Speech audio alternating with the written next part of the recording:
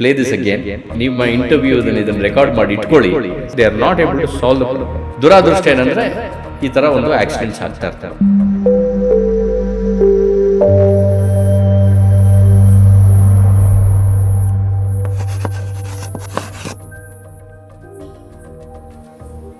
Hi everyone, welcome to the Yaana podcast. ಇವತ್ತಿನ ಪಾಡ್ಕಾಸ್ಟ್ಗೆ guest ಆಗಿ ಬಂದಿರೋರು ಆಗುಂಬೆ ದಟ್ಟ ಕಾಡನ್ನೇ ತಮ್ಮ ಮನೆ ಮಾಡಿಕೊಂಡು ಕಾಡು ಪ್ರಾಣಿಗಳನ್ನು ತಮ್ಮ ಸ್ನೇಹಿತರನ್ನಾಗಿ ಮಾಡಿಕೊಂಡು ಹಾವಿನ ಸಂರಕ್ಷಣೆ ಹಾಗೂ ಸಂಶೋಧನೆಗೆ ತಮ್ಮ ಜೀವನವನ್ನೇ ಮುಡಿಪಾಗಿಟ್ಟಿರುವಂಥ ಗೌರಿಶಂಕರ್ ಅವರು 500ಕ್ಕೂ ಹೆಚ್ಚು ಕಾಳಿಂಗ ಸರ್ಪಗಳ ರೆಸ್ಕ್ಯೂ ಆಪರೇಷನ್ ಮಾಡಿ ಕಿಂಗ್ ಕೋಬ್ರಾ ಮ್ಯಾನ್ ಅಂತಲೇ ಹೆಸರುವಾಸಿಯಾಗಿರೋರು. ಈ ಒಂದು ಪಾಡ್ಕಾಸ್ಟಲ್ಲಿ ಹಾವುಗಳ ಬಗ್ಗೆ ನಮಗೆ ಗೊತ್ತಿಲ್ಲದಿರುವಂಥ ವಿಷಯಗಳನ್ನ ತಿಳ್ಕೊಳ್ಳೋಣ ಆ್ಯಂಡ್ ಆ ಒಂದು ಜೀವಿಯ ಬಗ್ಗೆ ನಮ್ಮಲ್ಲಿರುವಂಥ ಮೂಢನಂಬಿಕೆಗಳನ್ನು ದೂರ ಮಾಡ್ಕೊಳ್ಳೋಣ. ಇನ್ನು ತಡ ಮಾಡೋದು ಬೇಡ, let's get into the podcast. By the way, ನಾನು ನಿಮ್ಮ ನಿಶಾಂತನ್ ಮೇಗಳಮನೆ.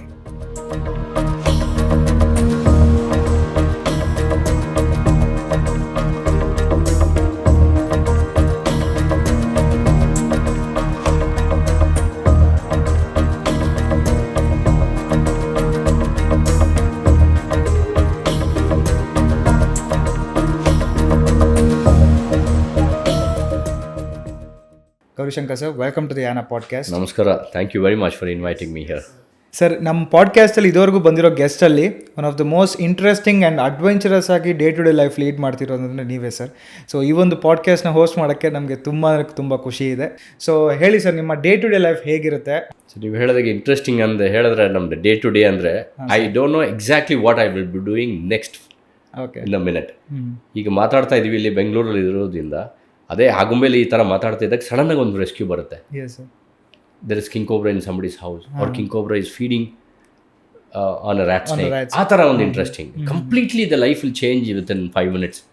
ಇಮಿಡಿಯೇಟ್ಲಿ ಊಟ ಗಿಟ್ಟ ಏನು ಮಾಡ್ತಿದ್ರು ಎಲ್ಲ ಬಿಟ್ಟು ಹಾಗೆ ಶೂಸ್ ಎಲ್ಲ ಹಾಕ್ಕೊಂಡು ಗಾಡಿ ಸ್ಟಾರ್ಟ್ ಮಾಡೋದು ಸೀದಾ ಒಂದು ಸ್ಪಾಟ್ಗೆ ಹೋಗ್ತೀವಿ. That is my life. And what we see there every time I see a king cobra in a situation is a new first in your lifetime experience. So I live for that day. Okay, yes, what is going to be the next moment, I don't know.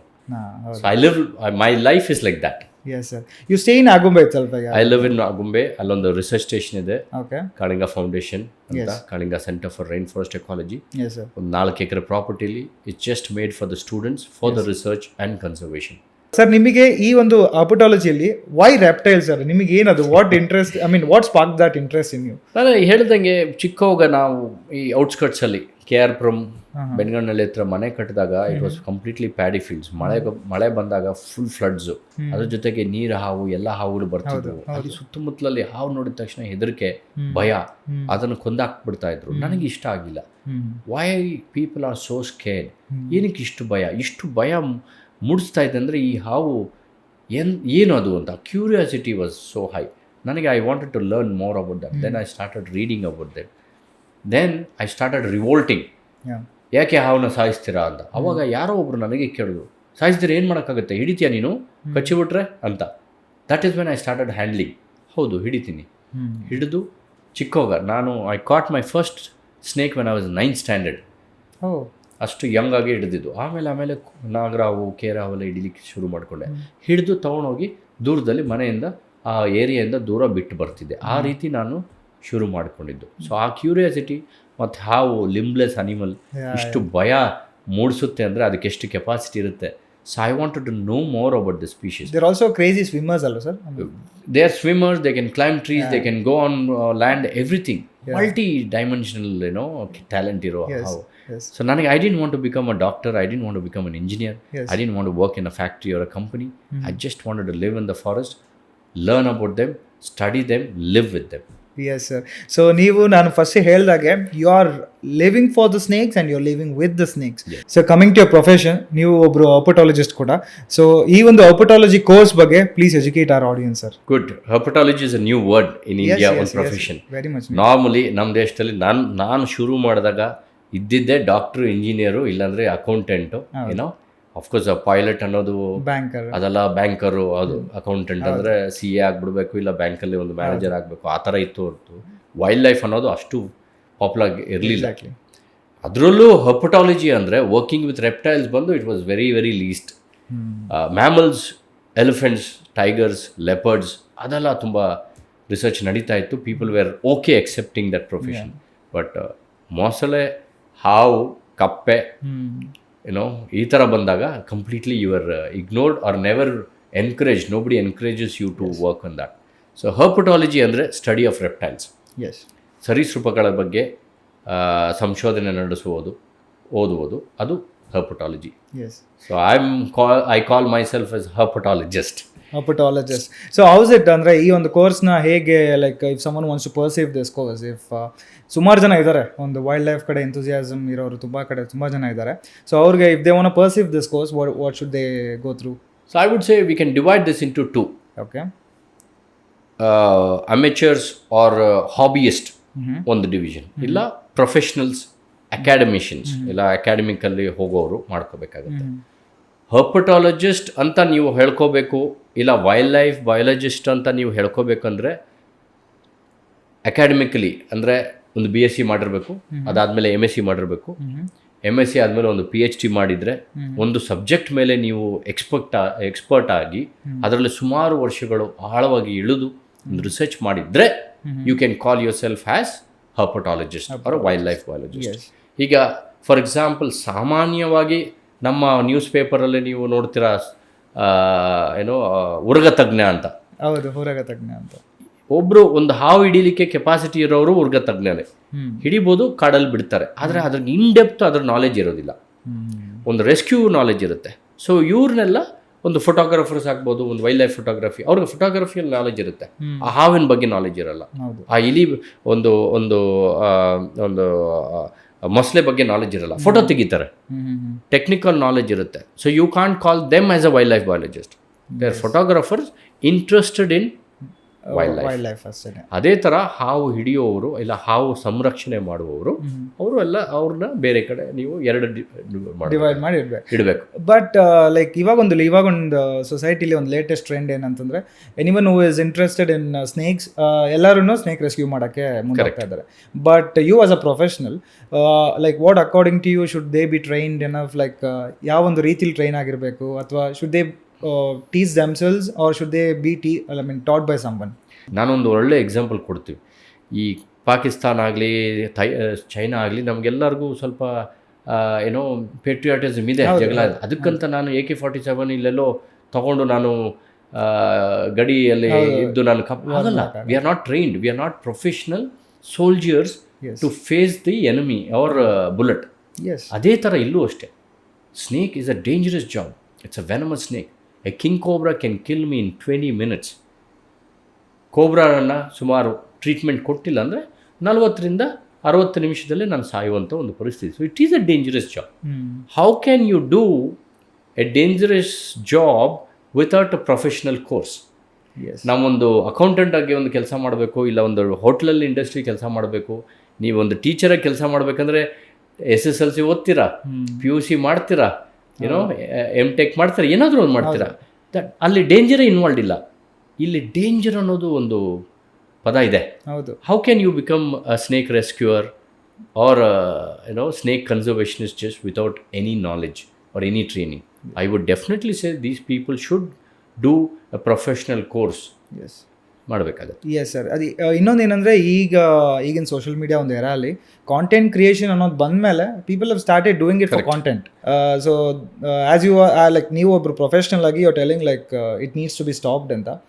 So what measures can be taken ಅಂದರೆ? Definitely ಅದು ಮಾಡಬಾರ್ದು. So these guys are content creators or good presenters ಅಂತ ಹೇಳ್ಬೋದು. S, ನಾವು research ಮಾಡಿರೋದು ಆಗಿರ್ಬೋದು, ನಮ್ಮಂಥವ್ರು ಪ್ರಪಂಚದಲ್ಲಿ research ಮಾಡಿರೋ ಪೇಪರ್ಸ್ನೆಲ್ಲ ಓದ್ಬಿಟ್ಟು ಒಂದು 10 ಪಾಯಿಂಟ್ ಇಟ್ಕೊಂಡು ಒಂದು ಹಾವನ್ನ ಎದುರುಗಡೆ ಇಟ್ಕೊಂಡು ಕ್ಯಾಮ್ರಾ ಮುಂದೆ ಅದನ್ನು ಒಂದು 30-40 ನಿಮಿಷವಷ್ಟು ಅದನ್ನು ಹ್ಯಾರಾಸ್ ಮಾಡಿ, ಅದನ್ನು ಇನ್ಸ್ಟಿಗೇಟ್ ಮಾಡಿ ಅಗ್ರೆಸಿವ್ ಮೋಡ್ಗೆ ತಂದು, ಓಕೆ, ಒಂದು ನಾಗರ ಹಾವು ಎಡೆ ಬಿಚ್ಚುತ್ತೆ ಅಂದರೆ ಅದಕ್ಕೆ ಕೋಪ ಬಂದಿರಬೇಕು, ಇಲ್ಲ ಭಯ ಆಗಿರಬೇಕು, ಅಷ್ಟನ್ನು ಮಾಡಿಸಿರ್ತಾರೆ ಅದಕ್ಕೆ. ಆ ರೀತಿ ಒಂದು ಮಾಡುವಂಥ ಪರಿಸ್ಥಿತಿ ಇಲ್ಲ. It's not necessary. You can be a presenter, you can be you want to create interest among people, but ಅದಕ್ಕೋಸ್ಕರ ಹಾವನ್ನ ಸ್ಟ್ರೆಸ್ ಮಾಡೋದು ಒಳ್ಳೇದಲ್ಲ. So definitely it should be stopped. ಹೆಂಗೆ ಸ್ಟಾಪ್ ಮಾಡಬೇಕಂದ್ರೆ the government should come with strict rules. ಈಗ wildlife, all the snakes are protected under Wildlife Protection Act 1972. That means You and me cannot touch the snake without permission. I do it because I have permission, I have research permission. ಹಾಗೂ ನಾನು rescue ಮಾಡೋಂಗಿದ್ರೆ department ಅವ್ರ ಜೊತೆ ಸೇರಿಕೊಂಡು ನಾವಿಬ್ಬರೂ ಅಲ್ಲಿ ಹೋಗಿ ಸಿಚುವೇಶನ್ನ solve ಮಾಡ್ತೀವಿ. There is a rescue. I am an expert and you are the guardian of the forest and the snake. We both go, ಹಿಡಿತೀವಿ, ಕಾಡಲ್ಲಿ ಬಿಡ್ತೀವಿ. That is the collaborated rescue. But ಈಗ ಈ ಕಂಟೆಂಟ್ ಕ್ರಿಯೇಟರ್ಸು ಇರೋ ಹಾವನ್ನು ಇಟ್ಕೊಂಬಂದು ಅವರು ಮನೇಲಿ ಒಂದು ವಾರ 5 ದಿನ ಇಟ್ಕೊಂಡು ಶೂಟಿಂಗ್ ಮಾಡಿ ಬಿಡೋದು, it's completely against law. So government should take serious action against these people. For example, recently last week ನಾನು ಒರಿಸ್ಸಾದಲ್ಲಿದ್ದೆ. ದೇ ಹ್ಯಾವ್ ಪಾಸ್ಡ್ ಅ ಲಾ, ಯಾರು ಯೂಟ್ಯೂಬ್ ಕಂಟೆಂಟು ಹಾವುಗಳನ್ನಿಟ್ಟು ಮಾಡ್ತಾ ಇದ್ದಾರೋ ಅವ್ರನ್ನೆಲ್ಲ ಅರೆಸ್ಟ್ ಮಾಡಿ ಅಂತ ಹಾಕಿದ್ದಾರೆ. ಅವರ ಒಬ್ಬೊಬ್ಬರು ಮನೆಗೆ ಹೋಗಿ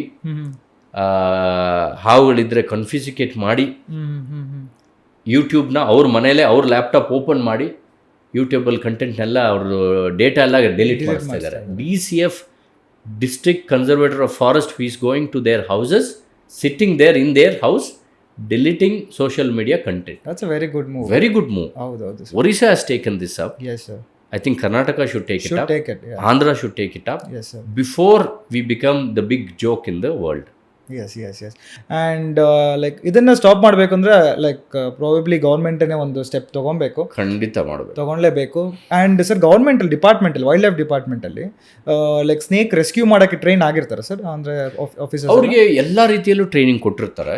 ಓಕೆ, ಗಿಡ ಮರ ಮತ್ತು ಹಾರ್ಸ್ ರೈಡಿಂಗಿಂದ ನಮ್ಮ IFS ಆಫೀಸರ್ಸ್ಗೆ ಎಲ್ಲನೂ ಟ್ರೈನಿಂಗ್ ಇರುತ್ತೆ. ಬಟ್ ಅನ್ಫಾರ್ಚುನೇಟ್ಲಿ ಪಾಪ ಅವ್ರಿಗೆ ವಿ ಕಾಂಟ್ ಬ್ಲೇಮ್ ದೆಮ್. ಅವ್ರಿಗೆ ಅಡ್ಮಿನಿಸ್ಟ್ರೇಟಿವ್ ಪ್ರೆಷರ್ ಎಷ್ಟಿರುತ್ತೆ ಅಂದರೆ paper work, they are overwhelmed. ಕಡಿಮೆ ಸ್ಟಾಫ್ ಇರ್ತಾರೆ. Forest is so huge, problems are so huge. Human animal conflict, human elephant conflict ಆಗ್ಬೋದು, ಹ್ಯೂಮನ್ ಕ್ರಾಕಡೈಲ್ ಕಾನ್ಫ್ಲಿಕ್ಟ್ ಆಗ್ಬೋದು, ಹ್ಯೂಮನ್ ಟೈಗರ್ ಕಾನ್ಫ್ಲಿಕ್ಟ್ ಆಗ್ಬೋದು, poaching ಇದೆ. ಹೌದು ಸರ್. ಪಾಪ ಇದನ್ನೆಲ್ಲ ಮ್ಯಾನೇಜ್ ಮಾಡೋಕ್ಕೆ Karnataka forest department is doing there best. It's too much for them. ನಾನು ಅವರು ಸಿಚುವೇಶನಲ್ಲಿ ಇದ್ದರೆ ಖಂಡಿತ ನನಗೆ ಅದು ಅನಿಸುತ್ತೆ. So there is no way we can blame them. ಈ ಹಾವು ಈ ಸೋಷಿಯಲ್ ಮೀಡಿಯಾದಲ್ಲಿ ಮಾಡೋದು ಇದೊಂದು ಎಕ್ಸ್ಟ್ರಾ ತಲೆನೋವು ಅವ್ರಿಗೆ. Actually it's a headache for them. ನೀವು ಈ ಎಕ್ಸಾಟಿಕ್ ಸ್ಪೀಷೀಸ್ ಬಗ್ಗೆ ನೀವು ಮಾತಾಡ್ತಾ ಇದ್ವಿ. This could be a very big problem in future if we don't solve that now. Florida ಬಗ್ಗೆ ಕೇಳಿದ್ದೀರಾ? ಫ್ಲಾರಿಡಾದಲ್ಲಿ ನಮ್ಮ ಬರ್ಮೀಸ್ ಪೈಥನ್ ನಾರ್ತ್ ಈಸ್ಟ್ ಕಡೆಯಿಂದ, ಅಂದರೆ ನಮ್ಮ ಸೌತ್ ಈಸ್ಟ್ ಏಷ್ಯಾದಲ್ಲಿ ಬರುತ್ತೆ, ಮಿಜೋರಾಮಿಂದ ಥೈಲ್ಯಾಂಡ್ವರೆಗೂ ಸಿಗುತ್ತೆ ಆ ಹಾವು. ಬರ್ಮೀಸ್ ಪೈಥನ್ನು ಆಗ ಪೆಟ್ಸ್ ಆಗಿ ತೊಗೊಂಡೋಗಿ ಇಟ್ಕೊಂಡು ಅದನ್ನು ಮೇಂಟೈನ್ ಮಾಡಲಿಕ್ಕೆ ಆಗದಿರ ಕಾಡಲ್ಲಿ ಬಿಟ್ಬಿಟ್ಟಿದ್ದಾರೆ. ಆ Burmese pythons are breeding so good, they are eating up every single native species. Burmese python has become a invasive species, ಅಂದರೆ dangerous to their people, dangerous to their wildlife. It's gone to that level, they are not able to solve the problem. Andre each individual is growing up to 18 feet, 19 feet. They're eating their crocodiles, they're eating their alligators, they're eating their birds, mammals, ಎಲ್ಲ ತಿಂದಾಕಿ ಬಿಸಾಕ್ತಾ ಇದೆ ಫ್ಲಾರಿಡಾದಲ್ಲಿ. Okay, ಇದು I mean by mistake ಅದು ಪೆಟ್ಟಾಗಿ ಹೋಗಿದ್ದು bread ಆಗ್ತಾ ಇದೆ. ಈಗ ಅದೇ ಥರ ನಮ್ಮ ದೇಶದಲ್ಲಿ ನೀವು ಹೇಳಿದ ತಗರ ಬಾಲ್ ಪಾಯ್ಥನ್ಸ್ ಆಗಲಿ, ಬ್ಲ್ಯಾಕ್ ಮಾಂಬಾ ಆಗಲಿ, ಇಲ್ಲ ಸ್ಪಿಟ್ಟಿಂಗ್ ಕೋಬ್ರಾಸ್ ಆಗಲಿ, ಇದೆಲ್ಲ ಏನಾದರೂ ನಮ್ಮ ದೇಶದಲ್ಲಿ ತಂದು ಬಿಟ್ಟರೆ they will do really well. ಯಾಕಂದರೆ ನಮ್ಮ ದೇಶದಲ್ಲಿ ನಮ್ಮ ಟ್ರಾಪಿಕಲ್ ವೆದರ್ ಕಂಡೀಷನ್ ಎಷ್ಟು ಚೆನ್ನಾಗಿದೆ ಅಂದರೆ they will breed like hell. So very soon, ಇವತ್ತಿಲ್ಲ ನಾಳೆ 5 ವರ್ಷ ಈ ನಿಮ್ಮ ಇಂಟರ್ವ್ಯೂ ಇದನ್ನು ರೆಕಾರ್ಡ್ ಮಾಡಿ ಇಟ್ಕೊಳ್ಳಿ. 5 ವರ್ಷ ಇಲ್ಲ 10 ವರ್ಷಕ್ಕೆ ಅದಾದಮೇಲೆ you should record this and play this again. We will be dealing with black mambas or green mambas or some American species or other African species here in Bandipur or Nagarhole or Bangalore maybe. Bangalore ಅಲ್ಲಿ ಒಂದು spitting cobra ಇರ್ಬೋದು ನಿಮಗೆ ಅತಿ ಬೇಗ. ಈ ಒಂದು ecosystem ಅಲ್ಲಿ the most interesting animal ಅಥವಾ ರೆಪ್ಟೈಲ್ ಅಂತ ಬಂದಾಗ snake wonders us a lot. So ಸುಮಾರು ಬೇರೆ ಬೇರೆ ರೀತಿಯಲ್ಲಿ ಬೇರೆ ಬೇರೆ ಟೈಪ್ಸಲ್ಲಿ ಸ್ನೇಕ್ಸ್ ಇದೆ. ಆ್ಯಂಡ್ ಆ್ಯಂಡ್ ಸ್ನೇಕ್ಸಲ್ಲೇ ವೆನಮಸ್ ಇದೆ, ನಾನ್ ವೆನಮಸ್ ಇದೆ. ಸೊ ಈ ಥರ ಡಿಫ್ರೆಂಟ್ ಐ ಮೀನ್ ಟೈಪ್ಸ್ ಇರೋದ್ರಿಂದನೇ ಸ್ನೇಕ್ ತುಂಬ ನಮಗೆ ವಂಡರ್ ಮಾಡುತ್ತೆ. So coming to the snake ಅನ್ನೋ ಒಂದು ವಿಷಯಕ್ಕೆ ಬಂದರೆ, ಸೊ ಆಸ್ ಎ ಟೋಲ್ಡ್ ನನಗೆ ತುಂಬ I am more enthusiastic to know more about snakes. So ನಾನು ಒಂದು ಬೇಸಿಕ್ ರಿಸರ್ಚ್ ಅಂತ ಮಾಡಿದ್ವಿ ನಾವು ಬಿಫೋರ್ ದಿಸ್ ಪಾಡ್ಕಾಸ್ಟ್. ಅದರಲ್ಲಿ ತುಂಬ ವಿಷಯಗಳು ನಮಗೆ ಆಶ್ಚರ್ಯ ಆಯಿತು ನಮಗೆ ನೋಡಿಬಿಟ್ಟು. So first thing which we saw is snake will have limbs ಅಂತ. So some snakes have limbs ಅಂತ. ಸೊ ಇದ್ರ ಬಗ್ಗೆ ಹೇಳಿ ಸರ್, ಬಿಕಾಸ್ ನಮ್ಮ ಜನಕ್ಕಾಗಲಿ ಯಾರಿಗೂ ಗೊತ್ತಿಲ್ಲ, ನಮ್ಮ ವ್ಯೂವರ್ಸ್ಗೆ ಯಾರಿಗೂ ಗೊತ್ತಿಲ್ಲ ಸ್ನೇಕ್ಸ್ಗೆ ಕೈ ಇರುತ್ತೆ ಅಥವಾ ಲಿಮ್ಸ್ ಇರುತ್ತೆ ಅಂತ ಗೊತ್ತಿಲ್ಲ. ಬಟ್ ಇಟ್ ಈಸ್ ಆಲ್ಸೋ ಅದು ನಿಮ್ಮ ಒಂದು ವರ್ಡ್ಸ್ ಎಲ್ಲ ಕೇಳೋಣ ಪ್ಲೀಸ್. ಎಲ್ಲ ಯಾವ ಸ್ನೇಕ್ಸ್ಗೆ ಲಿಮ್ಸ್ ಇರುತ್ತೆ ಏನು ಅಂತೆಲ್ಲ. Correct. First and foremost evolution. Okay, ಕನ್ನಡದಲ್ಲಿ ಎವಲ್ಯೂಷನ್ಗೆ ಏನಂತಾರೆ ನೀವು ಹೇಳಬೇಕು. Okay, evolution is very important. Snakes ಎವಾಲ್ಡ್ from lizards. Okay, previously lizards ಅಂದರೆ ಹಲ್ಲಿ, ಒಂದು ಉಡ ಆಗಿರ್ಬೋದು, ಇಲ್ಲ ನಮ್ಮ ಪಲ್ಲಿ ಆಗಿರ್ಬೋದು, ಗೋಡೆದಲ್ಲಿ ಕಾಣಿಸ್ಕೊಳ್ತಾ ಹೋಗೋದು, ಅದರಿಂದ ಎವಾಲ್ವ್ ಆಗಿದ್ದು ಸ್ನೇಕ್ಸ್. ಏನಾಯಿತು, ಹೋಗ್ತಾ ಹೋಗ್ತಾ ಈ ಪ್ರಾಣಿ ಅಂದರೆ food prey and predator race ಇರುತ್ತೆ. Prey will always try to overtake predator because he doesn't want to get eaten up. If he doesn't get eaten up he will survive, but the predator will die. Predator ತಿಂದಿಲ್ಲ ಅಂದರೆ ಅದು ಸೋತೋದು. So every time it's called evolutionary arms race. So they keep changing. So lizards decided, ಈ rodents ಅಂದರೆ ಇಲಿ ಇವೆಲ್ಲ ಹೋಗಿ ಬಿಲ ಒಳಗಡೆ ಸೇರ್ಕೊಬಿಡ್ತವೆ. When lizards go in to that ಬರೋ ಏನಾಗ್ತಿತ್ತು, ಈ ಎರಡು ಕೈಗಳು ಅಡ್ಡ ಬರ್ತಾ ಇತ್ತು, ಬೇಕಾಗಿಲ್ಲ, ಇದು ಅನ್ನೆಸೆಸರಿ, ರೈಟ್, ಎಸ್ಕೇಪ್ ಆಗ್ತಾಯಿದ್ರು. They got rid of the four limbs.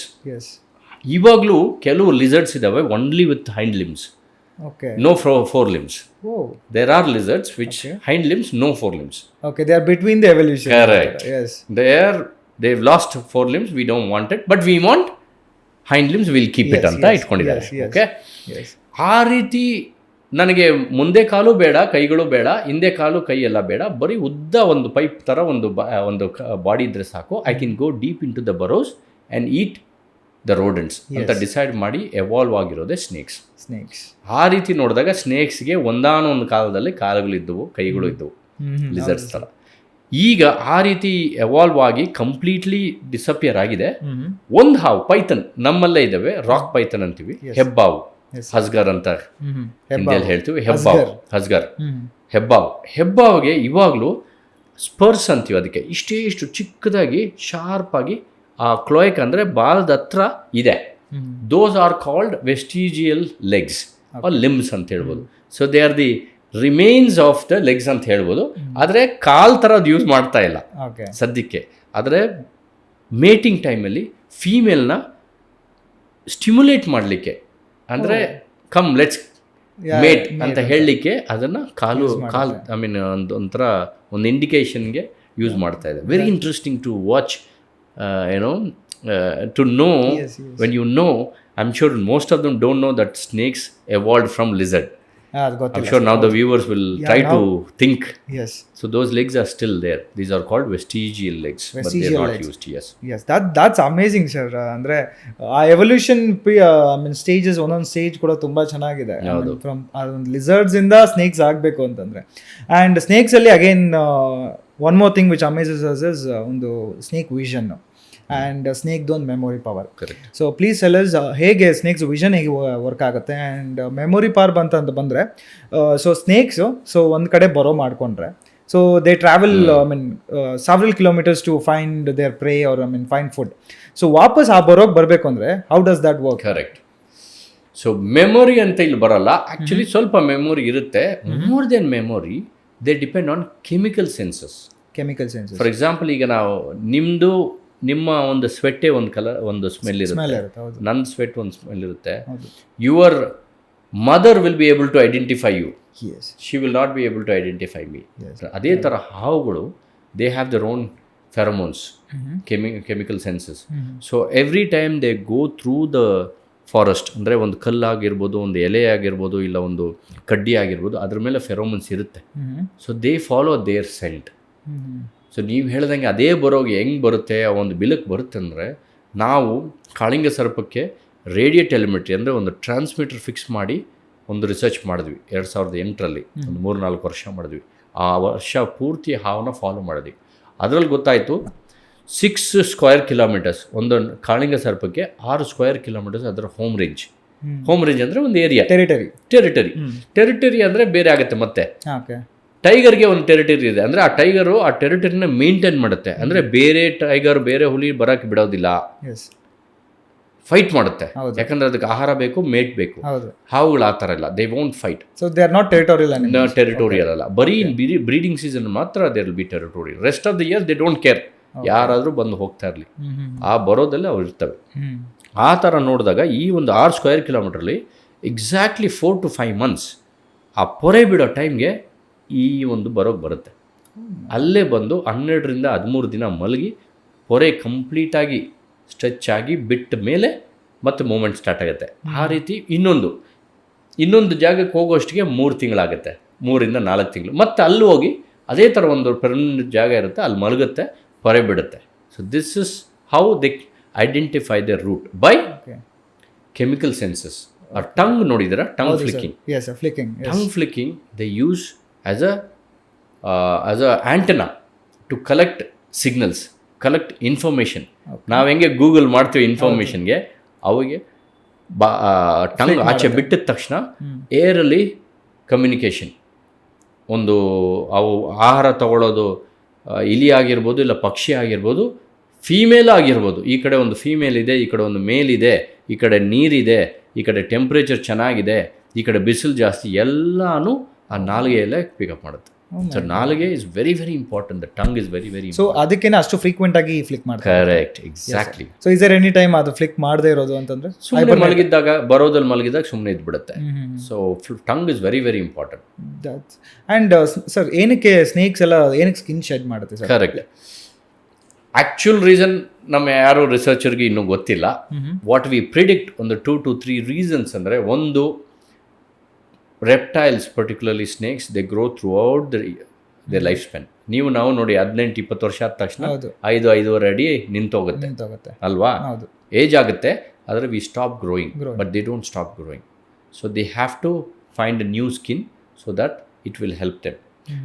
ಎರಡನೇದು, ಯಾವಾಗಲೂ ನೆಲದಲ್ಲೇ ಇರೋದ್ರಿಂದ ಟಿಕ್ಸ್ ಅಂದರೆ ಜಾಸ್ತಿ ಇರುತ್ತೆ. ಅಂದರೆ ಏನು ಉಣ್ಣಿ ಅಂತೀವಿ, ಇಲ್ಲ ಲೀಚು, ಇಲ್ಲ ಏನದು ನಮ್ಮ ಹಿಂಬಳ ಆಗ್ಬೋದು, ಅವೆಲ್ಲ ಬಾಡಿಯಲ್ಲಿ ಸ್ಟಕ್ ಆಗಿಬಿಡುತ್ತೆ. ಮುಖ್ಯವಾಗಿ ಟಿಕ್ಸ್ ಇನ್ ಬಿಟ್ವೀನ್ ಸ್ಕೇಲ್ಸ್ ಹೋಗಿ ಪಾಪ ಅದು ತುಂಬ ಬ್ಲಡ್ ಕುಡಿತಾ ಇರ್ತದೆ, ಇನ್ಫೆಕ್ಷನ್ ಆಗ್ಬೋದು. Parasites. How do you get rid of them? ನಾವು ಅಂದರೆ ಒಂದು ಮ್ಯಾಮಲ್ ಆದರೆ, ಒಂದು ನಾಯಿ ಆಗಲಿ, ಒಂದು ಬೆಕ್ಕಾಗಲಿ, ಒಂದು ಹುಲಿ ಆಗಲಿ, ಲಿಮ್ಸ್ ತಗೋಬೋದು, ಸ್ಕ್ರ್ಯಾಚ್ ಮಾಡ್ಬೋದು, ನಾಲ್ಗೆಲ್ಲಿ ಯೂಸ್ ಮಾಡ್ತೇವೆ. ಬಟ್ ಹಾವಿಗೆ ಲಿಮ್ಸ್ ಇಲ್ವಲ್ಲ, ಕೈಯಿಲ್ಲ, ಕಾಲಿಲ್ಲ.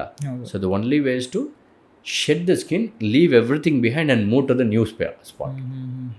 ಇನ್ನೊಂದು ಕಾರಣ ಏನಂದರೆ, ಆ ಒಂದೊಂದು ಸ್ಕೇಲ್ ಅಂತೀವಲ್ಲ, ಆ ಚರ್ಮದ ಮೇಲೆ ಇರೋ ಸ್ಕೇಲ್ ಬಂದು ಸೋಲಾರ್ ಪ್ಯಾನಲ್ಸ್ ಥರ ಸನ್ಲೈಟ್ನ ಅಬ್ಸರ್ವ್ ಮಾಡಿಕೊಂಡು ಹೀಟ್ ಮಾಡಿಕೊಂಡು ಇವು ಸರೀಸೃಪಗಳು ಕೋಲ್ಡ್ ಬ್ಲಡ್ ಅನಿಮಲ್ಸ್. ಅದೇ ರೀತಿ ಒಂದೊಂದು ಸ್ಕೇಲನ್ನು ಸೆರೇಟೆಡ್, ಅಂದರೆ they are design to negotiate the forest.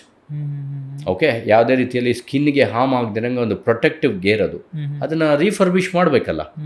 ನಾವು ಹೆಂಗೆ ಗಾಡಿ ಸರ್ವಿಸಿಂಗ್ ಕೊಡ್ತೀವೋ ಅದೇ ರೀತಿ ಹೊಸ ಸ್ಕಿನ್ ಬಂದು it will give them the new skin to deal with the forest and the terrain and rain and sun for another 4 months.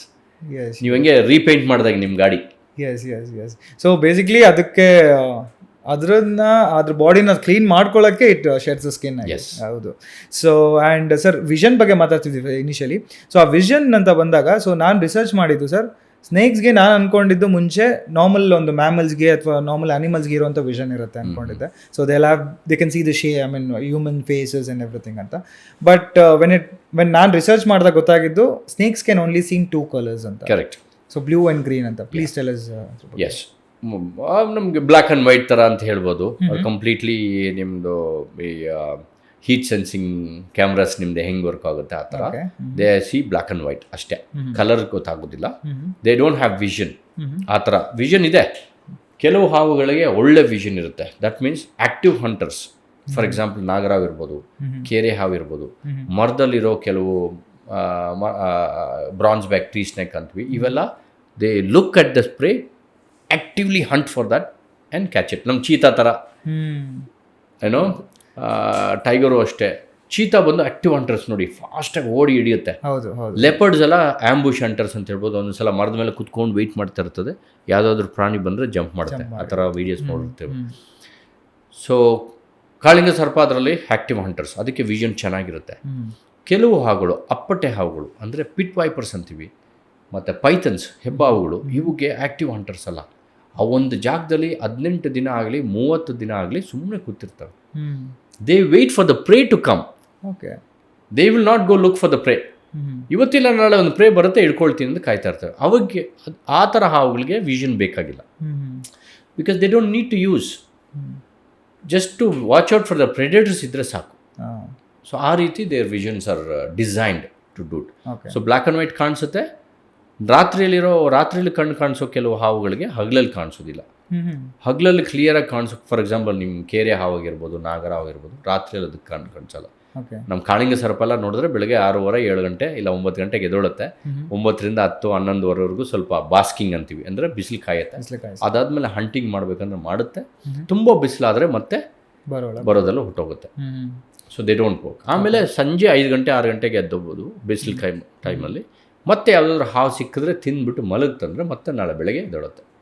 ಕತ್ಲೆಯಲ್ಲಿ ಕಣ್ಣು ಕಾಣಿಸಲ್ಲ. They just settle down in a certain time line ಅಂತ maintain ಮಾಡುತ್ತೆ, because ಅದು they don't want to be active. Yes sir. But ಇವಾಗ ಒಂದು ಸ್ನೇಕ್ಸಲ್ಲಿ ನಮ್ಮ ಜನಕ್ಕೆ ತುಂಬ ಸ್ನೇಕ್ಸ್ ಬಗ್ಗೆ ನಾಲೆಜ್ ಕಡಿಮೆನೇ ಸರ್. ಎಷ್ಟೇ ಅವರು ಯಾವುದೇ ಒಂದು ಡಾಕ್ಯುಮೆಂಟರೀಸ್ ಆಗಲಿ ಫಿಲಮ್ಸ್ಗಳಲ್ಲಿ ತೋರಿಸಿದ್ರು ನಾಲೆಜ್ ಕಡಿಮೆನೇ. ಸೊ ಜನಕ್ಕೆ ಹೇಳಿ, ಸೊ ವೆನಮಸ್, ನಾನ್ ವೆನಮಸ್ ಮತ್ತು ಪಾಯ್ಸನಸ್ಗೆ ಏನು ಡಿಫ್ರೆನ್ಸ್ ಇದೆ ಸರ್? ಸೊ ಪಾಯ್ಸನ್ ಅಂದಾಗ ನೀವು ಅದನ್ನು ಕುಡಿದಾಗ, if you want to drink something or it goes into your stomach, it gets digested, gets into your system, you die. That is poison. Venom ಅಂದರೆ ನಂಜು. It has to get into your blood system. Your ಸಿಸ್ಟಮಲ್ಲಿ ಎಂಟ್ರಾಗಿ through the blood it has to reach to your heart and brain. Complete body spread ಆದಾಗ ಆ ಮನುಷ್ಯ ಸಾಯುವಂಥ ಪರಿಸ್ಥಿತಿ. ಮನುಷ್ಯ ಅಂದರೆ ಒಂದು ಪ್ರಾಣಿನೂ ಸಾಯುತ್ತೆ. ಅದು ನಂಜು ಅಥವಾ venom. That is the difference. So otherwise a snake bites and you die, it's venom. Okay, you bite the snake and you eat, you bite and eat something and you die, that is poison. You eat. Yes, got it. That is the difference. So venom go poison go difference. Yes sir, got it. And so ಅದನ್ನ venomous and non venomous snakes ನ correct distinguish ಮಾಡಕ್ಕೆ ಏನಾದ್ರು correct. So ಅದನ್ನ ವಿಷಾನು ಅಂತ ಹೇಳ್ತೀವಿ, but actually it's ನಂಜು.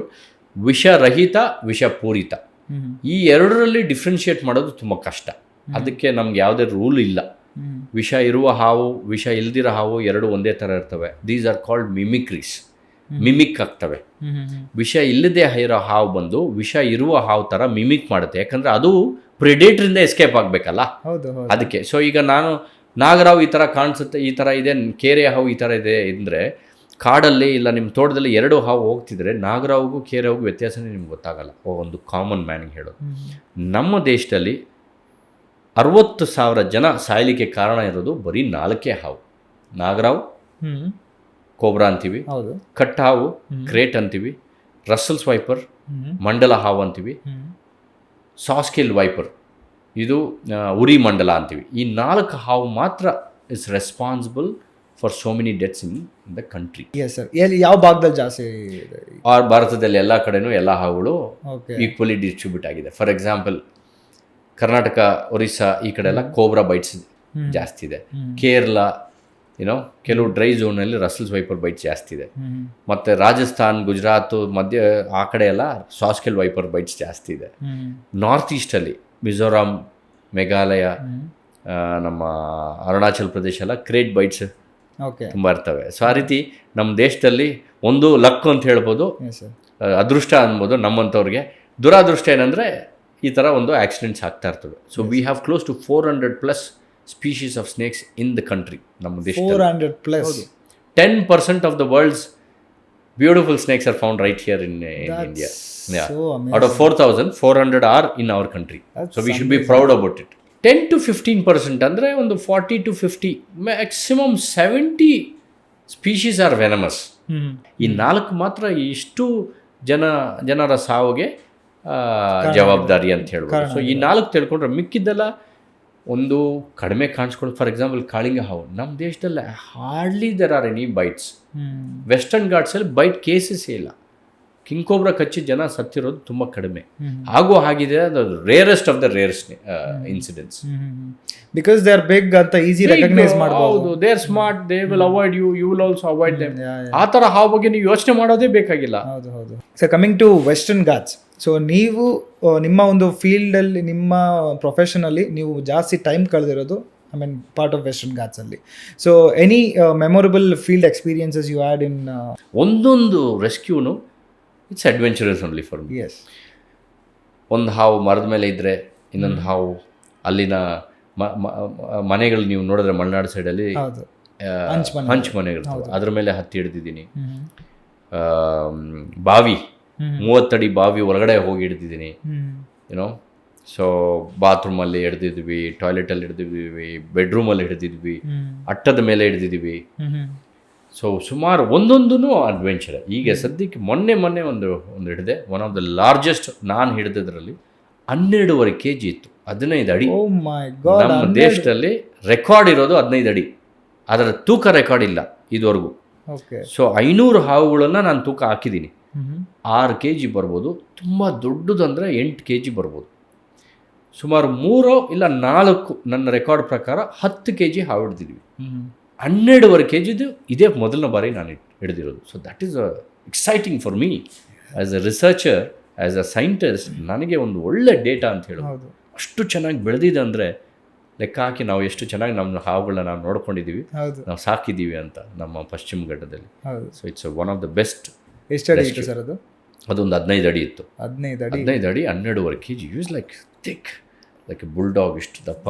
Actually ನಮ್ಮ ಮಲೆನಾಡಲ್ಲಿ ಇತ್ತೀಚೆಗೆ ಜನ ಹಾವು ಅಂತ ಎದುರೋದು ಬಿಟ್ಬಿಟ್ಟಿದ್ದಾರೆ ಸರ್. ಇತ್ತೀಚೆಗಲ್ಲ, ಸುಮಾರು ವರ್ಷಗಳಿಂದ ಅವರು ಹೊಂದಾಣಿಕೆಯಿಂದ ಅದ್ರ ಜೊತೆಗೆ ಇದ್ದಾರೆ, ಚೆನ್ನಾಗಿ ಅರ್ಥ ಮಾಡ್ಕೊಂಡಿದ್ದಾರೆ. ಅವ್ರಿಗೆ ಇರೋ ಅಷ್ಟು ನಾಲೆಜ್ ಯಾವ ದೇಶದಲ್ಲಿ ಎಲ್ಲೂ ಇಲ್ಲ. ಅಷ್ಟು ಜನ ಅವರು ಎಷ್ಟು ಆರಾಮಾಗಿ ಹೇಳ್ತಾರೆ ಅಂದರೆ ಮಲೆನಾಡಲ್ಲಿ, ಅವನು ಹೀಗೆ ಬರ್ತಾನೆ, ಹೀಗೆ ಬಂದು ಹೀಗೆ ಹೋಗಿ ಅಲ್ಲಿ ನೀರು ಕುಡಿತಾನೆ, ನೀರು ಕುಡಿದು ಆ ಮರ ಹತ್ತಿ ಹಂಗೆ ಹೋಗ್ತಾನೆ, ಮತ್ತೆ ಒಂದು 2 ತಿಂಗಳಿಗೆ ಒಂದ್ಸಲ ಅಷ್ಟು ಕನೆಕ್ಷನ್ ಇರುತ್ತೆ ಅವ್ರಿಗೆ. ಅಂದರೆ ಅಷ್ಟು ಗೊತ್ತಿರುತ್ತೆ, ಟ್ರ್ಯಾಕ್ ಮಾಡಿರ್ತಾರೆ.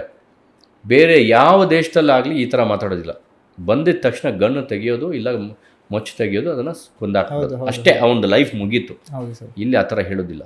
ಮತ್ತು ಇಲ್ಲೂ ಅಷ್ಟೇ, ಇದು ಹಾವು ನಮ್ಮದೇ, ಇಲ್ಲೇ ಓಡಾಡ್ತಾ ಇರ್ತಾನೆ.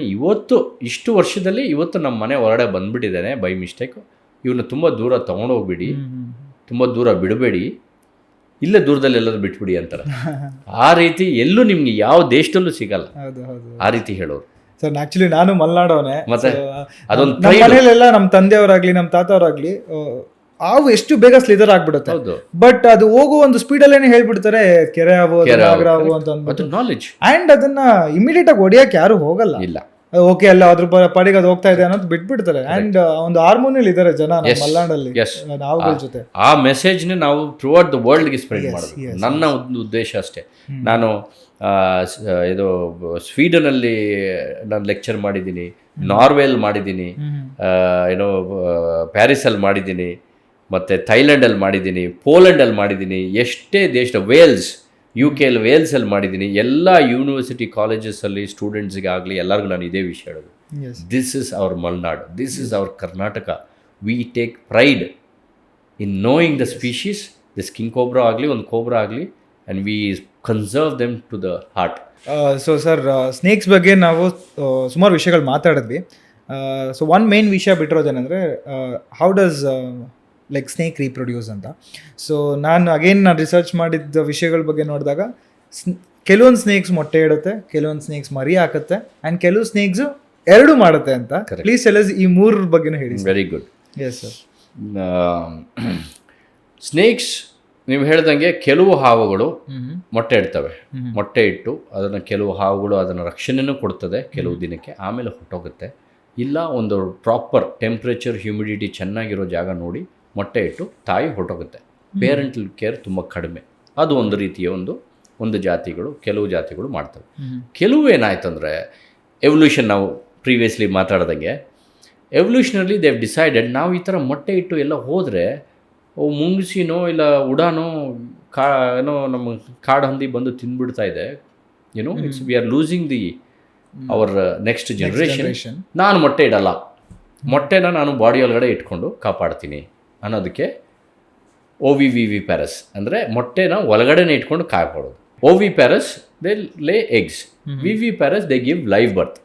ಆದರೆ VV ಪ್ಯಾರಸ್ ಡೈರೆಕ್ಟ್ ಅಂತ ಹೇಳೋಕ್ಕಾಗಲ್ಲ, OVVV ಪ್ಯಾರಸ್ ಅಂತೀವಿ. ಅಂದರೆ ಮೊಟ್ಟೆನ ಬಾಡಿಯಲ್ಲೇ ಇಟ್ಕೊಂಡು ಹಾಗೆ ಓಡಾಡ್ತಾ ಇರುತ್ತೆ. ನಾನು ಆಚೆ ಬಿಟ್ಟರೆ ಬೇರೆ ಪ್ರಾಣಿಗಳು ತಿಂದ್ಬಿಡ್ತವೆ, ಪ್ರೆಡೇಟರ್ಸ್ ತಿಂದ್ಬಿಡ್ತವೆ ಅಂತ ಅವ ತಾಯಿ ಬಂದು ಮೊಟ್ಟೆನ ಬಾಡಿಯಲ್ಲೇ ಇಟ್ಕೊಂಡು ಓಡಾಡುತ್ತೆ. ಸೊ ಮರಿ ಹಾಕೋ ಟೈಮ್ಗೆ ಮೊಟ್ಟೆಯಿಂದ ಹೊರಗಡೆ ಬಂದು ಆಮೇಲೆ ತಾಯಿಯಿಂದ ಹೊರಗಡೆ ಬರುತ್ತೆ. That's amazing sir. ಎಷ್ಟು ತುಂಬ ಜನಕ್ಕೆ ಇದು ಗೊತ್ತಾಗೋದಿಲ್ಲ. ಎಷ್ಟು intelligent that is evolution. Yeah sir. So snakes ನಾವು ನಿಮ್ಮ ಒಂದು ಡಾಕ್ಯುಮೆಂಟ್ರಿಲಿ, ಸೊ ಅಲ್ಲಿ ಒಂದು Q&A ಅಲ್ಲಿ ನೀವೊಂದು ಮಾತು ಹೇಳಿದ್ರಿ ಸರ್. ಸ್ನೇಕ್ಸು ಯಾವಾಗ ಮನೆ ಒಳಗಡೆ ಬರುತ್ತೆ ಅಂದರೆ ಬಿಕಾಸ್ ನಮ್ಮ ಮನೆ ಅದ್ರದ್ದು ಒಂದು ಮೂಮೆಂಟಲ್ ಮಧ್ಯದಲ್ಲಿ ಇರುತ್ತೆ ಅಂತ. ಕರೆಕ್ಟ್. ಸೊ ಅದ್ರದ್ದು ಫೀಡಿಂಗ್ ಒಂದು ಪ್ಲೇಸಿಂದ ಅದ್ರದ್ದು ರೆಸ್ಟಿಂಗ್ ಪ್ಲೇಸ್ ಮಧ್ಯದಲ್ಲಿ ಮನೆ ಇದ್ದಾಗ ಅದು ನಿಮ್ಮ ಮನೇಲಿ ಸೇರ್ಕೊಳ್ಳುತ್ತೆ ಅಂತ. ಅದ್ರ ಬಗ್ಗೆ ಹೇಳಿ ಸರ್, ಹೇಗೆ? ಸೊ ತುಂಬ ಜನ ಹೇಳ್ತಾರೆ ಇಲ್ಲಿ ನಮ್ಮ ಮನೆಗೆ ಹಾವು ಬಂದ್ಬಿಡ್ತು ಅಂತ. ಇಲ್ಲ ಸರ್, ನಿಮ್ಮ ಮನೆಗೆ ಹಾವು ಬಂದಿಲ್ಲ. ಹಾವು ಇರೋ ಜಾಗಕ್ಕೆ ನೀವು ಮನೆ ಕಟ್ಟಿದ್ದೀರಾ. 150 150 ಮಿಲಿಯನ್ ಇಯರ್ಸ್ ಅಂದರೆ 1.5 ಕೋಟಿ ವರ್ಷದಿಂದ ನಮ್ಮ ಹಾವುಗಳು ಇದ್ದಾವೆ.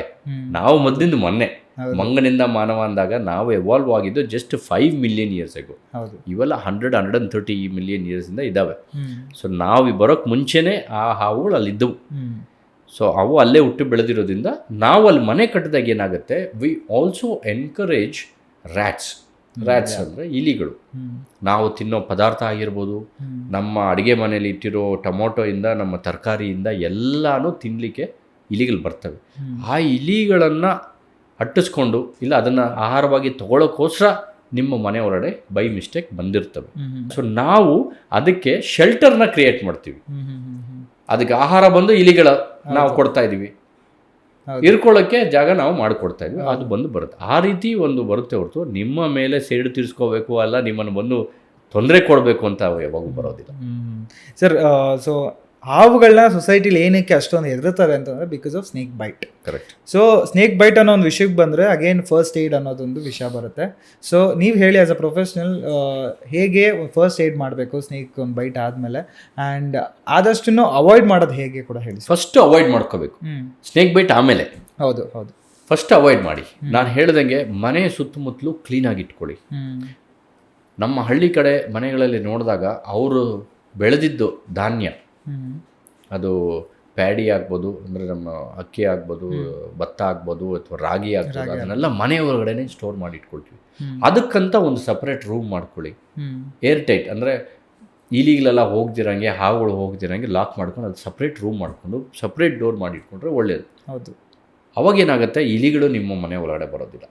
ಅದೊಂದು ದೊಡ್ಡ ಪ್ರಾಬ್ಲಮ್. ಅದಾದ ನಂತರ ಕಿಚನ್. ನಿಮ್ಮ ಅಡುಗೆ ಮನೇಲಿ ಇಲಿಗಳು ತಿನ್ನುವಂಥ ಯಾವುದೇ ಆಹಾರ ಇದೆ, ನೀವು ರಾತ್ರಿಯಲ್ಲಿ ಅಡುಗೆ ಮಾಡಿ ಇಟ್ಟಿರೋ ಅನ್ನ ಆಗಿರ್ಬೋದು, ಅದನ್ನೆಲ್ಲ ಮುಚ್ಚಿ ಫ್ರಿಜ್ಜಲ್ಲಿ ಇಟ್ಕೊಳ್ಳಿ. ಇಲ್ಲ ಒಂದು ಮೆಶ್ ಇರೋ ಡೋರ್ ಇರೋ ಒಂದು ಕಬೋರ್ಡ್ ಹಾಕಿ ಅದರೊಳಗೆ ಇಟ್ಟು ಲಾಕ್ ಮಾಡಿ. ಯಾವುದೇ ರೀತಿಯಲ್ಲಿ ಒಂದು ಆಹಾರ ಎಕ್ಸ್ಪೋಸ್ಡ್ ಆಗಿ ಇಡಬೇಡಿ.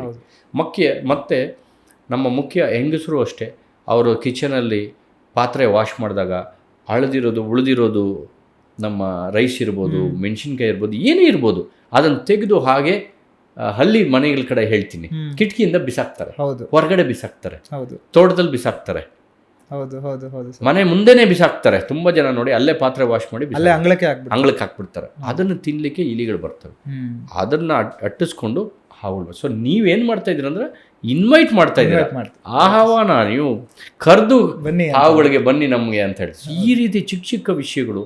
ಮತ್ತೆ ಮನೆ ಮುಂದೆ ಅವ್ರಿಗೆ ವ್ಯವಸಾಯಕ್ಕೆ ಬೇಕಾಗಿರೋ ಕೆಲವು ಐಟಮ್ಸು 6 ತಿಂಗಳು 8 ತಿಂಗಳಾದ್ರೂ ತೆಗ್ದಿರಲ್ಲ, ಅಲ್ಲೇ ಬಿದ್ದಿರುತ್ತೆ, ಬಾಗಿಲ ಹತ್ರ ಇರ್ತದೆ, ಅವು ಬಂದು ಅಲ್ಲಿ ಸೇರ್ಕೊಂಡ್ಬಿಟ್ಟಿರ್ತವೆ. ಆ ಥರ ಇಡಬೇಡಿ. ನೀವು ದೊಡ್ಡವರು ಪರವಾಗಿಲ್ಲ, ಮಕ್ಕಳು ನೋಡ್ಕೊಳ್ಳಿ. ಹೌದು. ಕಟ್ಟಾವು ನಾಗರಾವ್ ಬಂದು ಮಲಗಿರುತ್ತೆ, ಏನೋ ತೆಗಿಲಿಕ್ಕೆ ಹೋಗ್ತೀರಾ. ಮತ್ತು ಮುಖ್ಯ ಕಟ್ಟಿಗೆ ಹೊಲ ಇರೋರಿಗೆ ಕಟ್ಟಿಗೆ ಇರೋ ಸ್ವಲ್ಪ ದೂರ ಇಟ್ಕೊಳ್ಳಿ. ರಾತ್ರಿಯಲ್ಲಿ ಅಲ್ಲ ಹಗಲಲ್ಲಿ ಕಟ್ಟಿಗೆ ತೆಗಿಯೋದು ನೋಡಿ ಲೈಟ್ ಹಾಕ್ಕೊಳ್ಳಿ. ರಾತ್ರಿಯಲ್ಲಿ ನೀವೇನಾದರೂ ಕಟ್ಟಿಗೆ ನಿಮ್ಗೆ ಅಡುಗೆ ಮಾಡೋಕ್ಕೆ ಹೋಗೋದು ಟಾರ್ಚ್ ಯೂಸ್ ಮಾಡಿ ಆರಾಮಾಗಿ ತೆಗೆದು ನೋಡಿಕೊಂಡು ತೆಗಿಬೇಕು. ತುಂಬ ಜನ ಕಟ್ಟಿಗೆಯಲ್ಲಿ ಮಲಗಿರ್ತವೆ, ಕಟ್ಟಿಗೆ ತೆಗಿಯೋಕ್ಕೆ ಹೋಗ್ತಾರೆ, ಕಚ್ಚಿಸ್ಕೊಳ್ತಾರೆ. ಈ ರೀತಿ ಕ್ಲೀನಿಂಗ್ ತುಂಬ ಇಂಪಾರ್ಟೆಂಟ್. ಬೇಸಿಕ್ಲಿ ಒಂದು ವಾರ್ಮ್ತ್ ಪ್ಲೇಸ್ಗೆ ಹೋಗ್ಬಿಟ್ಟು ರೆಸ್ಟ್ ಮಾಡುತ್ತೆ ಅಷ್ಟೇ. ರೆಸ್ಟ್ ಮಾಡುತ್ತೆ, ಬಟ್ ನೀವು ಅದನ್ನು ಅಡ್ವಾಂಟೇಜ್ ತಗೋಬೋದು. ಇದು ನಮ್ಮದೇ ಮನೆ ಅಂತ ಹಾವುಗಳು ಉಪಯೋಗಿಸ್ತಾ ಇದ್ದಾವೆ, ಇಲಿಗಳು ಉಪಯೋಗಿಸ್ತಾ ಇದ್ದಾವೆ ನಿಮ್ಮ ಮನೆ. ಹೌದು ಹೌದು ನಿಮ್ಮದೇ ಮನೆ ಅಲ್ಲ ಅದು. ಹೌದು. ನೀವು ಸ್ವಲ್ಪ ಜಾಗ ಕ್ಲೀನಾಗಿ ಇಟ್ಕೋಬೇಕು. ಇದರಲ್ಲಿ 70% ಅವಾಯ್ಡ್ ಆಗಿಬಿಡುತ್ತೆ. 70% ಯುವರ್ ಪ್ರಾಬ್ಲಮ್ ಸಾಲ್ವ್. ಓಕೆ, ಇನ್ನೊಂದು 30% ಆಕ್ಸಿಡೆಂಟ್ ಯಾರ ಕೈಯಲ್ಲೂ ಅವಾಯ್ಡ್ ಮಾಡಲಿಕ್ಕಾಗಲ್ಲ. ಆಕ್ಸಿಡೆಂಟ್ ಆದರೆ ಫಸ್ಟ್ ಆ್ಯಂಡ್ ಫಾರ್ಮೋಸ್ಟ್ ದಯವಿಟ್ಟು ಹಾಸ್ಪಿಟ್ಲಿಗೆ ಹೋಗಿ. ಏನೂ ಮಾಡಬೇಡಿ. ನಮ್ಮ ತಾತ ಹೇಳಿದ್ರು, ನಮ್ಮ ಮುತ್ತಾತಂದರು ಹೇಳ್ಬೋದು, ಇವರು ಹೇಳಿದ್ರು ಅಂತ ಯಾವುದೇ ರೀತಿಯಲ್ಲಿ 100 ವರ್ಷಕ್ಕೆ ಹಿಂದೆ ಏನು ಪಾಲಿಸ್ತಾ ಇದ್ರು ಅದನ್ನು ನೀವು ಈಗ ಮಾಡಬೇಕು ಅಂತಿಲ್ಲ. ಮೂಢನಂಬಿಕೆ ಬೇಡ. ಮುಖ್ಯವಾಗಿ ನಿಮಗೆ ಗೊತ್ತಿರೋ ಮೂಢನಂಬಿಕೆ ಹೇಳೋದಂದರೆ, ಒಂದು ಹಗ್ಗ ತೆಗೆದು ಕಚ್ಚಿರೋ ಭಾಗದಿಂದ ಸ್ವಲ್ಪ ಮೇಲೆ ಟೈಟಾಗಿ ಕಟ್ಬಿಡಿ ಅಂತ. ಆಮೇಲೆ ಕಚ್ಚಿರೋ ಜಾಗದಲ್ಲಿ ಒಂದು ಪ್ಲಸ್ ಅಥವಾ ಮೈನಸ್ ಹಾಕಿ ಬ್ಲೇಡಲ್ಲಿ ಕಟ್ ಮಾಡಿ ಬಾಯಿಯಲ್ಲಿ ಆ ರಕ್ತನ ಹೀರಬೇಕು ಅಂತಾರೆ. ಅದು ತಪ್ಪು. ರೈಟ್? ಇದೆಲ್ಲ ಮಾಡೋಕ್ಕೆ ಹೋಗಿ. ಇದು ಕಾಮನ್ ಆಗಿ ನಾವು ಅಂದ್ಕೊಂಡಿರೋದು, ಮಾಡ್ತಾ ಇರೋದು. ಸುಮಾರು ವರ್ಷಗಳಿಂದ ಇದನ್ನು ಮಾಡ್ಕೊಂಬಂದಿದ್ದೀವಿ. ಮಾಡಬಾರ್ದು. ಆ ಕಾಲದಲ್ಲಿ ಬ್ರಿಟಿಷರ್ಸ್ ಆಗಲಿ ನಮಗೆ ಮದ್ದುಗಳಾಗಲಿ ಮೆಡಿಕಲ್ ಫೆಸಿಲಿಟೀಸ್ ಕೊಟ್ಟಿರಲಿಲ್ಲ. ಅವ್ರಿಗೆ ನಮ್ಮ ಜೀವನದ ಬಗ್ಗೆ ಅವ್ರಿಗೆ ಯಾವುದೇ ರೀತಿಯಲ್ಲಿ ಕಾಳಜಿ ಇರಲಿಲ್ಲ. ಸಾಯ್ಲಿ ಅಂತ ಬಿಟ್ಟಿದ್ರು. ಆ ಟೈಮಲ್ಲಿ because we didn't have any facilities we used to do. ಈಗ ಆ್ಯಂಟಿ ವೆನಮ್ ಅಂತಿದೆ. ಹಾವು ಕಚ್ಚಿದಾಗ ಮದ್ದು ಯೂಸ್ ಮಾಡಲಿಕ್ಕೆ ಇದೆ. ಎಲ್ಲ ಹಾಸ್ಪಿಟಲ್, ಎಲ್ಲ ಪ್ರೈಮರಿ ಹೆಲ್ತ್ ಸೆಂಟರ್ ಅಂದರೆ ಗೌರ್ಮೆಂಟ್ ಹೆಲ್ತ್ ಸೆಂಟ್ರಲ್ಲಿ ಇರ್ತವೆ. ನೀವು ಮಾಡಬೇಕಾಗಿರೋದು ಇಷ್ಟೇ. ಹಾವು ಕಚ್ಚಿದ ತಕ್ಷಣ ದಯವಿಟ್ಟು ಅತಿ ಬೇಗ ಒಂದು ಗಾಡಿ ಆಗಲಿ, ಒಂದು 2 ವೀಲರ್ ಆಗಲಿ, ಎತ್ತಿನ ಗಾಡಿ ಆದ್ರೂ ಪರವಾಗಿಲ್ಲ, ಆರಾಮಾಗಿ ಆ ಮನುಷ್ಯನ ಮಲಗಿಸಿ ಸೀದಾ ಹಾಸ್ಪಿಟ್ಲಿಗೆ ಕರ್ಕೊಂಡು ಹೋದರೆ ಆ್ಯಂಟಿ ವೆನಮ್ ಶುರು ಮಾಡಿಕೊಂಡ್ರೆ you can save that person. ಮುಖ್ಯವಾಗಿ ಹಾಸ್ಪಿಟ್ಲಲ್ಲಿ ವೆಂಟಿಲೇಟರ್ಸ್ ಇರೋ ಹಾಸ್ಪಿಟ್ಲಿಗೆ ಹೋಗ್ಬಿಡಿ. ಯಾಕಂದರೆ ಕಟ್ಟ ಹಾವು ನಾಗರಾವು ಕಚ್ಚಿದಾಗ ನಿಮಗೆ ಬ್ರೀದಿಂಗ್ ಪ್ರಾಬ್ಲಮ್ ಆಗ್ತವೆ. ಆ ಟೈಮಲ್ಲಿ ಕಷ್ಟ ಆಗುತ್ತೆ. ಸೊ ವೆಂಟಿಲೇಟರ್ ಇರೋ ಒಂದು ಹಾಸ್ಪಿಟ್ಲಿಗೆ ಹೋಗಿ. ಇಲ್ಲ ಅಂದರೆ 15ರಿಂದ 20 ಕಿಲೋಮೀಟ್ರಲ್ಲಿ ಎಲ್ಲ ಊರುಗಳಲ್ಲಿ ನಮ್ಮ ದೇಶದಲ್ಲಿ ಪ್ರೈಮರಿ ಹೆಲ್ತ್ ಸೆಂಟರ್ ಇರ್ತವೆ. ಹೋಗಬೇಕು. ಅಲ್ಲ ಹೋದ್ಮೇಲೆ ಅವ್ರು ಫಸ್ಟು ಒಂದು ಟ್ರೀಟ್ಮೆಂಟ್ ಸ್ಟಾರ್ಟ್ ಮಾಡ್ತಾರೆ. ಅದಾದಮೇಲೆ ದೊಡ್ಡ ಹಾಸ್ಪಿಟ್ಲ್ಗೆ, ಡಿಸ್ಟ್ರಿಕ್ಟ್ ಹೆಡ್ ಕ್ವಾರ್ಟರ್ಸ್ಗೆ, ಹೆಡ್ ಹಾಸ್ಪಿಟಲ್ಗೆ ನೀವು ಶಿಫ್ಟ್ ಮಾಡ್ಬೋದು. ಫಸ್ಟು ಆ್ಯಂಟಿ ವೆನಮ್ ಪಂಪ್ ಆಗೋಕ್ಕೆ ಸ್ಟಾರ್ಟ್ ಮಾಡ್ಬೋದು. ಇಷ್ಟೇ ಮಾಡಬೇಕಾಗಿದೆ. ದಯವಿಟ್ಟು ಆ ರೀತಿ ಕಟ್ಟೋದಾಗಲಿ ಮಾಡಬೇಡಿ. ಮುಖ್ಯವಾಗಿ ಬ್ಲೇಡಲ್ಲಿ ಹಾಕಿ ಕಟ್ ಮಾಡಿಬಿಡಿ. ಯಾಕಂದರೆ ನೀವು ಮುಖ್ಯವಾದ ನರ ವೆಯ್ನ್ ಏನಾದರೂ ಕಟ್ ಮಾಡಿದ್ರೆ that person would have died because of bleeding.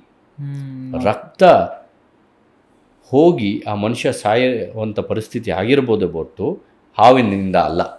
ಹಾವು ಕಚ್ಚಿದಾಗ ನಿಮಗೆ 30 ನಿಮಿಷ ಇಲ್ಲ 40 ನಿಮಿಷ ಇಲ್ಲ 1 ಗಂಟೆ ಇಲ್ಲ 2 ಗಂಟೆ ಅವರು ನಿಮಗೆ ಟೈಮ್ ಸಿಗುತ್ತೆ. ಆದರೆ ನೀವು ಈ ಥರ ಕಟ್ ಮಾಡಿರೋದ್ರಿಂದ ಅರ್ಧ ಗಂಟೆಯಲ್ಲಿ 3.5 ಲೀಟ್ರ್ 4 ಲೀಟ್ರ್ ಇರೋ ರಕ್ತ ಖಾಲಿಯಾಗೋ ಚಾನ್ಸಸ್ ಇರುತ್ತೆ. ಸ್ರವ ಆಗಿಬಿಟ್ಟು ಸತ್ತಿರ್ತಾರೆ. ಬಟ್ ಹಾವು ಕಚ್ಚಿದೆ ಅಂತ ಹೇಳ್ತಾರೆ. ಸೊ ಈ ರೀತಿ bad first aids, wrong first ಏಡ್ಸಿಂದ ನಮ್ಮ ದೇಶದಲ್ಲಿ ಸಾಯುವಂಥ ನಂಬರ್ಸ್ ಅತಿ ಹೆಚ್ಚು.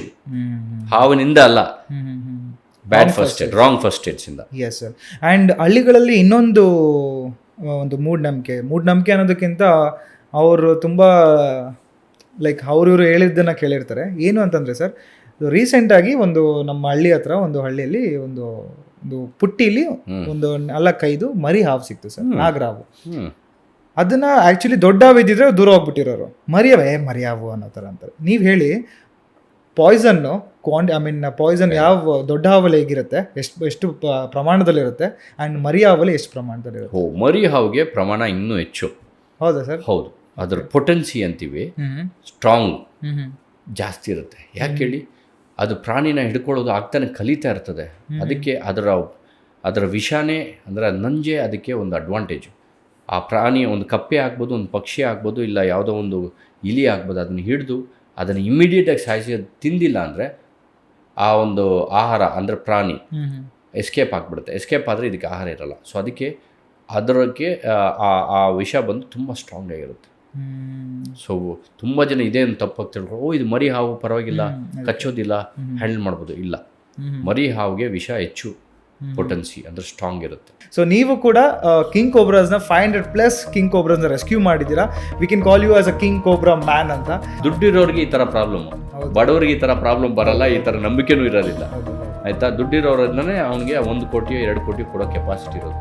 ನಮ್ಮ ಗೌರ್ಮೆಂಟು ಇದರಲ್ಲಿ ಆ್ಯಕ್ಷನ್ ತೊಗೊಂಡು ಪ್ರೋಆಕ್ಟಿವ್ ಆಗಿ ಬೇಗ ಮಾಡಿದ್ರೆ ವರ್ಷಕ್ಕೆ 60,000 ಜನ ಇಂದ 1 ಲಕ್ಷ ಜನ ಸಾಯೋದನ್ನು ತಪ್ಪಿಸಿ.